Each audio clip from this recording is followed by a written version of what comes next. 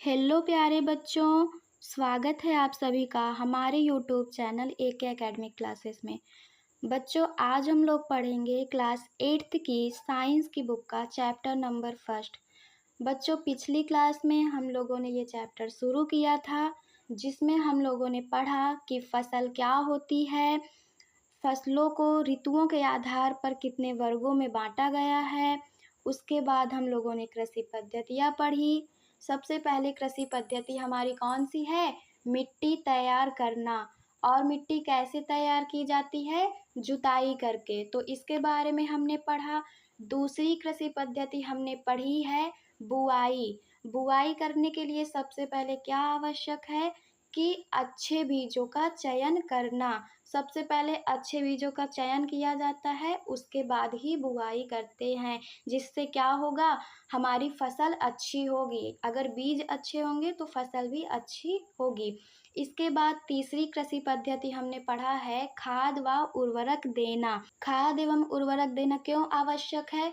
क्योंकि फसलों को वृद्धि करने के लिए पोषक तत्वों की आवश्यकता होती है, और मिट्टी में जब पोषक तत्वों की कमी आ जाएगी तो फसल वृद्धि नहीं कर पाएगी। तो इसलिए हमें फसलों को खाद या उर्वरक देना आवश्यक है। इसके बाद हम लोगों ने खाद एवं उर्वरक में अंतर पढ़ा। इसके बाद अगली कृषि पद्धति हम लोग पढ़ रहे थे सिंचाई। तो सिंचाई हमने देख लिया था। आज हम लोग सिंचाई के स्रोत पढ़ेंगे, सिंचाई करने की क्या प्रक्रिया होती है, सिंचाई कैसे की जाती है, उसके बारे में पढ़ेंगे। तो चलिए बच्चों, शुरू करते हैं बिना देर किए। बच्चों, सिंचाई पढ़ लिया था हम लोगों ने। अब देखेंगे सिंचाई के स्रोत। सिंचाई के स्रोत क्या क्या हैं? कुएं, जलकूप, तालाब, झील, नदियाँ, बांध एवं नहर इत्यादि जल के स्रोत हैं। हालांकि आजकल बच्चों कुएं का उपयोग सिंचाई के लिए नहीं किया जाता है, क्योंकि कुएं में पानी ही नहीं बचा है। अधिकतर कुएं आजकल सूख गए हैं। आप लोग अपने आसपास भी अगर देखेंगे कभी कि जो भी कुएं हैं उनमें पानी ही नहीं बचा है। तो आजकल कुएं का उपयोग नहीं किया जाता है। ज़्यादातर किसान आजकल ट्यूबवेल का यूज़ करते हैं, या फिर नदी या फिर नहर और तालाबों का उपयोग किया जाता है। इसके बाद आगे देखेंगे कि सिंचाई कैसे की जाती है। सिंचाई के पारंपरिक तरीके। पारंपरिक तरीके का मतलब है ऐसा तरीका जो पहले के टाइम पे यूज़ किया जाता था। आज के टाइम पर इसका उपयोग बहुत ही कम किया जाता है या फिर नहीं किया जाता है। पारंपरिक तरीके क्या है? इसके लिए जानवरों या फिर मज़दूरों का उपयोग किया जाता था। मज़दूरों या फिर जानवरों की सहायता ली जाती थी। तो देखते हैं कि सबसे पहला तरीका कौन सा है? मोट। मोट या फिर जिसको हम लोग क्या कहते हैं? घिरनी। दूसरा है चेन पंप। तीसरा है ढेकली। चौथा है रहट। देखिए, घिरनी क्या होती है, जिसको हम लोग मोट कहते हैं, ये क्या होता है? देखिए, चित्र दिया हुआ है आपको।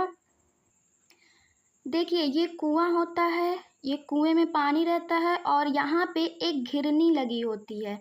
ये एक गोल गोल घिरनी लगी होती है, और ये रस्सी रस्सी लगी होती है, और रस्सी से एक बाल्टी या फिर मटके को बांध दिया जाता है, और ये मटके को, बाल्टी जो भी रहती है, उसको कुएं में डाला जाता है। ये रस्सी नीचे जाती है और कुएं से पानी भर लिया जाता है, और फिर ये रस्सी कोई किसान या फिर जानवरों से बांध करके क्या किया जाता है? खींचा जाता है। और फिर ये किसान क्या कर रहा है? ये पानी को निकाल करके खेतों में डाल रहा है। तो ये है पूरी प्रक्रिया, जिसको हम लोग क्या कहते हैं? घिरनी। आगे देखते हैं, जिसको चेन पंप कहते हैं। चेन पंप क्या है? देखिए, ये यहाँ पे एक घिरनी लगी होती है, और यहाँ पे बाल्टी लगी होती है। कई सारी बाल्टियाँ लगी होती हैं, फिलहाल इसमें एक ही दिखाया गया है। और ये यहाँ से पानी बाल्टी में भर जाता है, और ये रस्सी को किसी जानवर से बांध दिया जाता है, या फिर कोई व्यक्ति इसको खींचता है। तो पानी यहाँ से भर करके फिर इधर जब बाल्टी उल्टा हो जाती है तो पानी यहाँ से खेतों में डाल दिया जाता है। इसके बाद फिर ये पानी खेतों तक क्या किया जाता है? पहुंचा दिया जाता है, जिससे आसानी से सिंचाई हो जाती है। यहाँ पे क्या होता है, यहाँ पे कई सारी बाल्टियाँ लगी होती हैं जो एक चेन जैसी बनाती हैं, मतलब बाल्टियों की चेन बनाती हैं, इसीलिए इसे हम लोग चेन पंप भी कहते हैं। लेकिन चित्र में आपको केवल एक ही बाल्टी दिखाई गई है।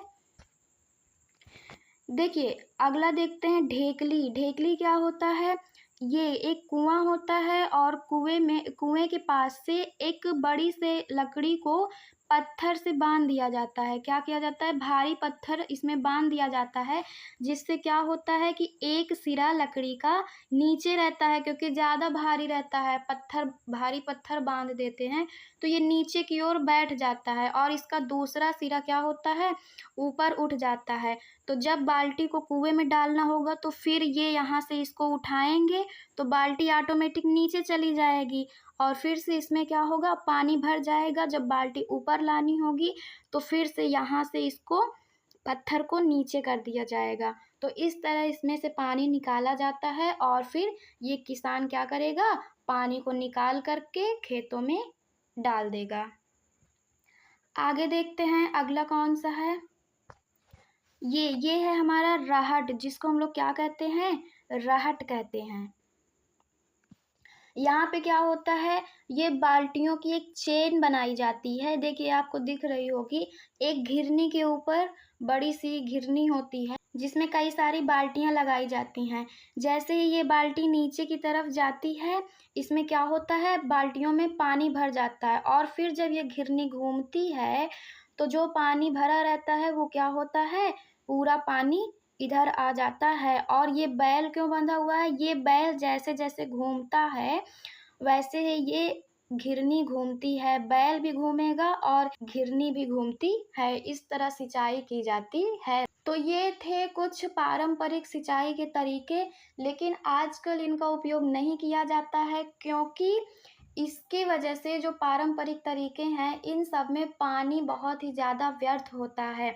आप देख सकते हैं कि इधर ये जो किसान पानी दे रहा है, या इसमें से जैसे दूर खेतों में हमें पानी पहुंचाना है तो इससे बहुत ज़्यादा जल की हानि होती थी। इसके बाद आप लोग इन सब विधियों में देख सकते हैं कि इन विधियों से जल की हानि बहुत ही ज़्यादा होती थी, जल बच नहीं पाता था, अधिक से अधिक जल की आवश्यकता होती थी, तो इसलिए अब इनका उपयोग नहीं किया जाता है। अब हम लोग देखेंगे सिंचाई के आधुनिक तरीके कौन से हैं जिनका उपयोग आजकल हम लोग आसानी से कर रहे हैं। और आधुनिक तरीकों की ज़रूरत क्यों पड़ी, क्योंकि जो पारंपरिक तरीके थे उनकी वजह से जल बहुत ही ज़्यादा व्यर्थ हो जाता था। आप जानते ही होंगे कि जल की ऑलरेडी बहुत ज़्यादा कमी है, और सिंचाई में इतना ज़्यादा जल अगर व्यर्थ होगा तो जल तो बच ही नहीं पाएगा। तो जल की बचत करने के लिए हम लोग क्या करते हैं, आधुनिक तरीके अपनाते हैं और पारंपरिक तरीके नहीं यूज़ किए जाते हैं। अब हम लोग देखते हैं कि इस सिंचाई के आधुनिक तरीके क्या क्या हैं। देखिए दिया हुआ है सिंचाई की आधुनिक विधियाँ क्यों की जाती है। सिंचाई की आधुनिक विधियों द्वारा हम जल का उपयोग मितव्ययता से कर सकते हैं, मतलब जल की कम हानि होती है इसमें। देखिए कौन कौन सी विधियां हैं। सबसे पहली विधि है छिड़काव तंत्र। देखिए छिड़काव तंत्र विधि क्या है, इसमें एक कुआं होता है, कुएं में जल भरा होता है और यहाँ से पाइप लगा दिया जाता है। क्या किया जाता है, पाइप लगा दिया जाता है। ये पाइप से पानी कहाँ जाता है, पाइप से होते हुए पानी जाता है। देखिए यहाँ से क्या होता है, ये पाइप लगा होता है और फिर ये छोटे छोटे पाइपों में ऐसे बंट जाता है, छोटे छोटे पाइपों में डिवाइड हो जाता है और ये फुवारे जैसे क्या करता है, पानी छिड़कता है। और यहाँ पे नोज़ल लगा हुआ होता है जो क्या करता है, चारों तरफ घूमता रहता है और फुहारे जैसे इसमें क्या होता है, पानी निकलता है। और जैसे जब ये घूमता है, ये नोज़ल घूमता है तो चारों तरफ पानी छिड़क जाता है। तो ऐसे सिंचाई की जाती है जिससे पानी की क्या होती है, बचत होती है। चलिए पढ़ लेते हैं इसके बारे में थोड़ा सा। इस विधि का उपयोग असमतल भूमि के लिए किया जाता है जहाँ पर जल कम मात्रा में उपलब्ध है। ऊर्ध्व पाइपों नलों के ऊपरी सिरों पर घूमने वाले नोजल लगे होते हैं। देखिए ये आपको दिख रहा होगा, यहाँ पे नोजल लगे हुए हैं। यह पाइप निश्चित दूरी पर मुख्य पाइप से जुड़े होते हैं। देखिए ये एक मुख्य मेन पाइप है, जिससे क्या है, ये छोटे छोटे पाइप सभी जुड़े हुए हैं। जब पंप की सहायता से जल मुख्य पाइप में भेजा जाता है तो वह घूमते हुए नोजल से बाहर निकलता है। इसका छिड़काव पौधों पर इस प्रकार होता है जैसे वर्षा हो रही हो। छिड़काव लॉन, कॉफ़ी की खेती एवं कई अन्य फसलों के लिए अत्यंत उपयोगी है। देखिए जब यहाँ पे ये नोजल घूमते हैं तो देखने में ऐसे लगता है कि क्या हो रही है, बारिश हो रही है, पूरे जगह अच्छे से छिड़काव होता है। तो ये थी हमारी छिड़काव विधि। दूसरी विधि है ड्रिप तंत्र। ड्रिप तंत्र क्या होता है? इस विधि में जल बूंद बूंद करके सीधे पौधों की जड़ों में गिरता है, अतः इसे ड्रिप तंत्र कहते हैं। देखिए ड्रिप तंत्र की विधि थोड़ा सा बस छिड़काव विधि से थोड़ा सा ही अलग है, ज़्यादा नहीं अलग है। इसमें भी क्या होता है, कुएं में जल भरा होता है, इसे पाइप से ऐसे जोड़ा जाता है।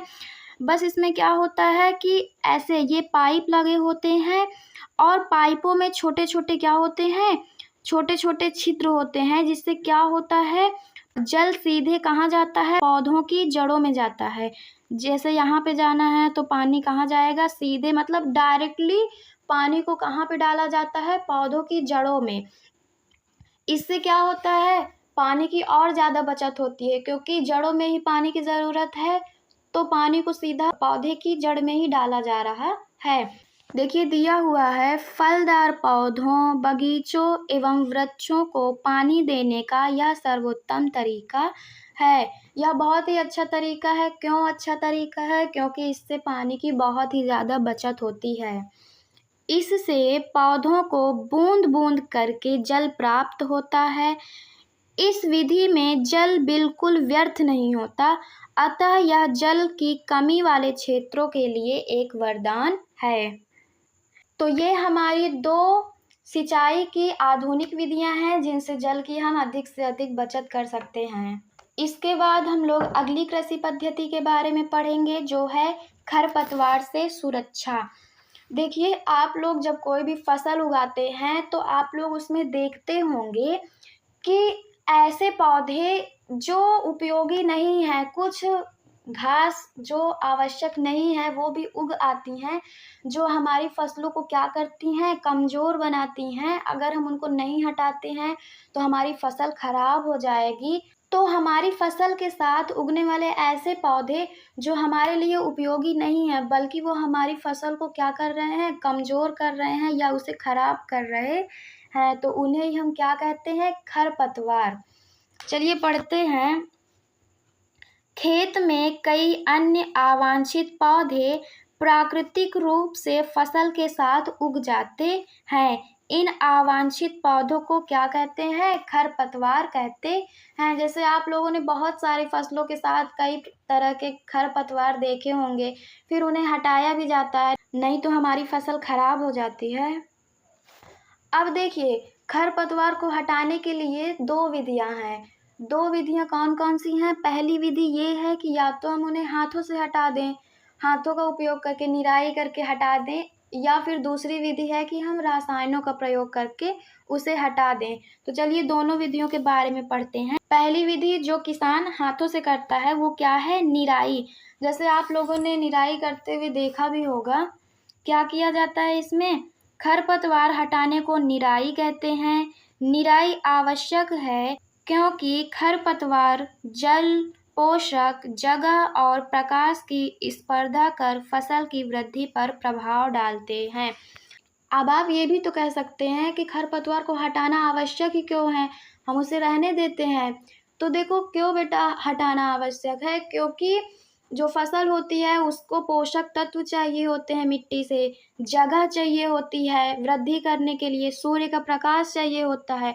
तो अगर हमारी फसल के साथ साथ खरपतवार भी उगेंगे तो खरपतवार भी अपनी वृद्धि के लिए क्या करेंगे, मिट्टी से पोषक तत्व लेंगे, और जगह भी लेंगे, सूर्य का प्रकाश भी लेंगे, तो उनमें फिर स्पर्धा होने लगेगी ना। जो खरपतवार होंगे और हमारी फसलों के बीच क्या होगी, लड़ाई होने लगेगी कि भाई हम लेंगे पोषक तत्व, वो कहेगा नहीं हम लेंगे। तो पोषक तत्वों की क्या हो जाएगी, कमी आ जाएगी और हमारी फसल क्या हो जाएगी, नष्ट होने लग जाएगी या फिर कमज़ोर हो जाएगी, अच्छी नहीं होगी। तो इसीलिए खरपतवार को सबसे पहले हटाना आवश्यक होता है। आगे पढ़ते हैं। कुछ खरपतवार कटाई में भी बाधा डालते हैं। हालांकि खरपतवार अगर आप नहीं हटाते हैं तो वो कटाई के साथ हमारी फसलों में भी आ जाएंगे तथा मनुष्य एवं पशुओं के लिए विषैले हो सकते हैं। जब हम उन्हें जुताई करते हैं, जब मिट्टी तैयार करते हैं, खेत को जोतते हैं, तो जो भी खरपतवार रहते हैं वो सब मिट्टी में क्या हो जाते हैं, उखड़ कर उसी में मिल जाते हैं और सूख कर नष्ट हो जाते हैं। तो मिट्टी तैयार करने के लिए जब हम जुताई करते हैं तो उससे भी हमारा फ़ायदा हो जाता है, क्योंकि खरपतवार उसमें क्या हो जाते हैं, सूख कर मर जाते हैं। खरपतवार हटाने का सर्वोत्तम समय उनमें पुष्पण एवं बीज बनने से पहले का समय होता है। खरपतवार पौधों को हाथ से जड़ सहित उखाड़कर अथवा भूमि के निकट से काटकर समय समय पर हटा दिया जाता है। यह कार्य खुरपी या हैरो की सहायता से किया जाता है। देखिए बोल रहा है कि इसमें सबसे पहले हमें ये देखना है कि जो खरपतवार हटाने की प्रक्रिया है वो कब करनी चाहिए, मतलब निराई हमें कब करनी चाहिए।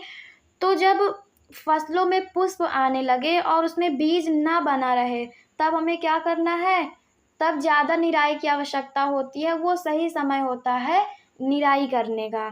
और ये किसके द्वारा किया जाता है, खुरपी या फिर हैरो की सहायता से हम लोग करते हैं।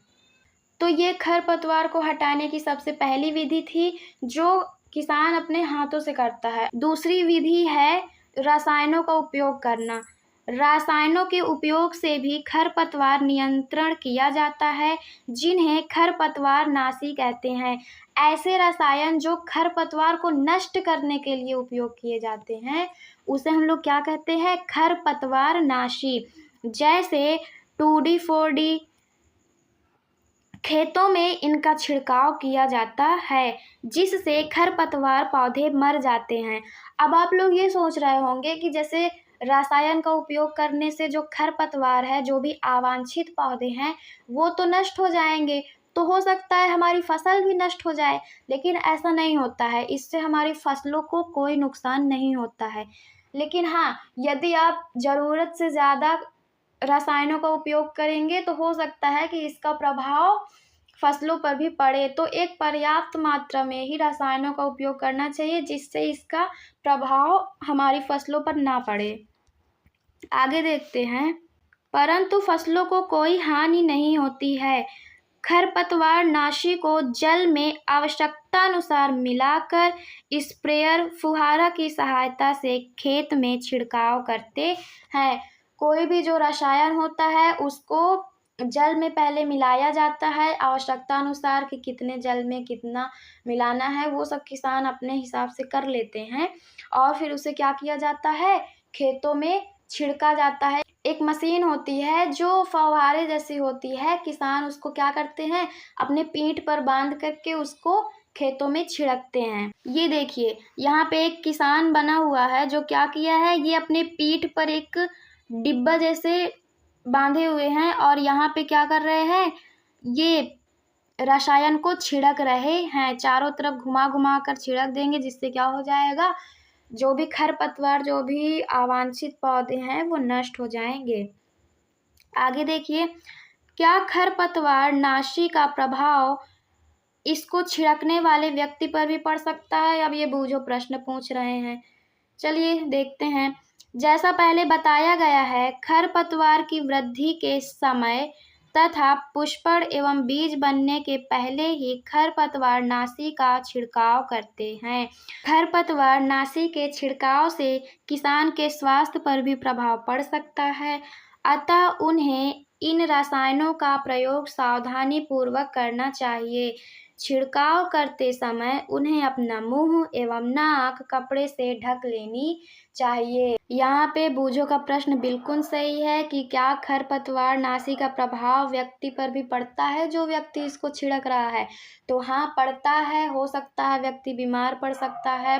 तो क्या करना चाहिए? जो भी व्यक्ति छिड़काव कर रहे हैं उनको क्या करना चाहिए? अपना नाक व मुंह क्या कर लेना चाहिए? ढक लेना चाहिए। तो बच्चों, आज हम लोगों ने सिंचाई की विधियाँ देखी, जिसमें हम लोगों ने पहले पारंपरिक विधियाँ देखी, उसके बाद आधुनिक विधियाँ देखी, उसके बाद हम लोगों ने खरपतवार से सुरक्षा देखा। बच्चों, आई होप आप लोगों को पूरी क्लास समझ में आई होगी। बेटा, इसी के साथ आज की क्लास को यहीं पे समाप्त करते हैं। मिलेंगे अगली क्लास में, तब तक के लिए tata bye bye and thank you. हंसते रहिए, मुस्कुराते रहिए।